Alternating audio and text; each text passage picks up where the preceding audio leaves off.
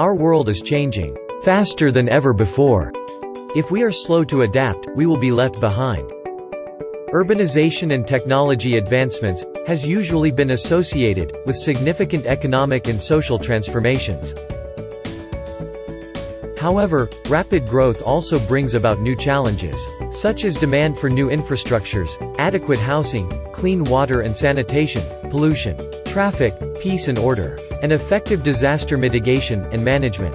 Urban carrying capacity is also severely affected, as the resources of the city that is barely enough for 300,000 people, gets a daytime population reaching more than 700,000. These challenges pose a huge impact on its citizen, the market economy, and the government. There is also an increased pressure to speed up the delivery of services, in order to adapt to the growing demands of the city.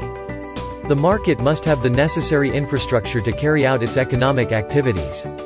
The government in turn must have the right tools, technology and people in order to fulfill its mandate.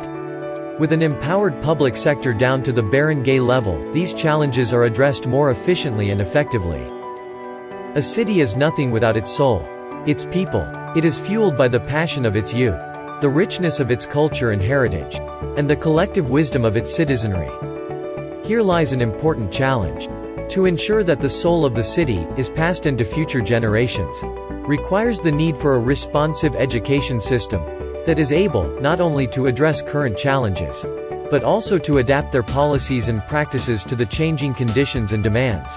Fair allocation and protection of property rights, as well as poverty reduction. Welcome to the city of Baguio. These are the issues and challenges that the city intend to address, spearheaded by its dynamic and visionary city mayor. These challenges opens up a lot of opportunities to leverage the power of technology and its people. Introducing the Baguio Smart City.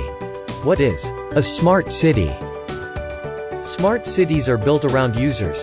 They start with an information network designed to optimize resources and thereby promote sound and sustainable development, making cities more livable and alive. At the heart of the smart city is the Command, Control and Communications Center, where all information converge. It is an extensive system of Internet of Things and CCTV cameras used for law enforcement, emergency response, and disaster mitigation.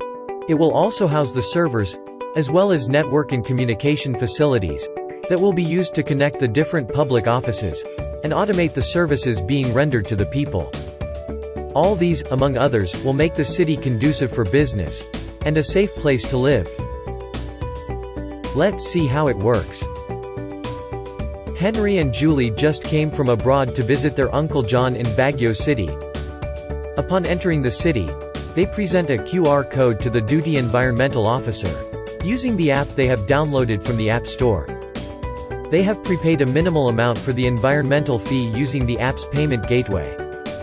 In turn, they will have access to all the facilities and policies of the smart city, information on hotels, restaurants, public transport, tourist sites, and activities promoting local culture, arts, crafts and heritage during their stay. The environmental fee also entitles the tourist to a water refill. These water stations are powered by safe water generators and state-of-the-art atmospheric water generators that could alleviate the increasing needs for watersheds. They will have access to parking spaces, health-care facilities, and even local police stations and outposts. In case of emergency, since they have authenticated their identity using the app, they have a special panic button that will send their current location, and even stream their live video and audio if necessary, to the command center, or nearest police station. In case of disasters, they will be alerted via the app on what to do and where to go, for them to be ready for the impending situation. Their Uncle John is a long-time resident of Baguio. He has his own restaurant. He uses his Smart City mobile app to post information about his store, the menu, and the current promotions. He used the app to apply for his barangay permit. He even used the app to report an erring tourist to the barangay. He gets regular updates when he is due to renew his business permit. He pays his taxes using the app, thanks to the integrated ERP system of the smart city. His family also uses the app To get information on the latest health update on the nCoV-COVID-19 virus, as well as regular health caravan being sponsored by the city health agency. His son Jonas is a senior high school student. He used the app in order to check if there are official announcements regarding school cancellation because of an impending typhoon. He also uses the app to check on some of the up-and-coming technologies, as well as recommended programming courses and scholarships being sponsored by the city. These scholarship grants ensures the city of a continuous pool of graduates that will fill the human resource demand of the technology-driven city. One of his employee Norma is an IP. Years ago, while traveling to the city, she chanced upon a posting on one of the integrated electronic billboard, announcing a free cooking class sponsored by the city. She immediately applied, and upon finishing her short course, she was immediately hired when she responded to a classified ad posted by John in the school's integrated billboard. Now she uses the app to check for updates and advice from the local government regarding his grandparents' claim for ancestral title.